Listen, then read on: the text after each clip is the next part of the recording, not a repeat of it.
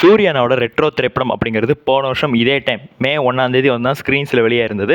Fans எல்லாமே செம்மையாக வந்து எடுத்து வந்து கொண்டாடி இருந்திருப்பாங்க. பட் ஆனால் அந்த ஒரு திரைப்படத்திற்கு சில ஹேட்டர்ஸ்னால மிக்ஸ்டு ரிவ்யூஸ் அப்படிங்கிறது சோஷியல் மீடியாவில் போயிட்டு இருக்கும். அதே மணிக்கு அந்த ஒரு திரைப்படத்துக்கு வந்து எப்படின்னா ஒரு அருமையான கலெக்ஷனே இல்லை, ஸோ 100 கோடியை கூட தாண்டலை, அந்த மணிக்கு வந்து தான் நிறைய ரூமர் ஸ்ப்ரெட் பண்ணிட்டு இருந்தாங்க. அந்த ரூமர்ஸ்க்குலாம் முற்றுப்புள்ளி வைக்கிற மணிக்கு அந்த படத்தோட ப்ரொடியூசர் வந்து தான் இப்போ ரீசெண்டாக நடந்த ஒரு இன்டர்வியூவில் என்ன சொல்லியிருக்காரு அப்படின்னா, இந்த ஒரு திரைப்படம் எனக்கு 150 கோடிக்கு மேலே வந்து கலெக்ஷன் அடிச்சு கொடுத்துச்சு, நல்ல ப்ராஃபிட் வந்து பண்ணி கொடுத்து இந்த மாதிரி சொல்லியிருந்தார். ஸோ இது சூர்யானாவை பிடிக்காத ஹேட்டர்ஸுக்கு வாயை பழக்கிற மணிக்கான ஒரு நியூஸ் ஆகிப்போச்சு.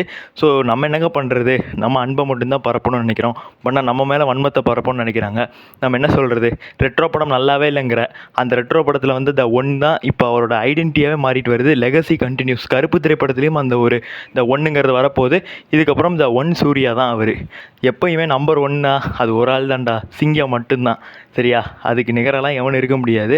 ஸோ அதுக்கு இந்த 150 கோடிலாம் சிம்பிளான மேட்ரு தான். கருப்பு வருதில் 300 கோடி அடிக்கும்.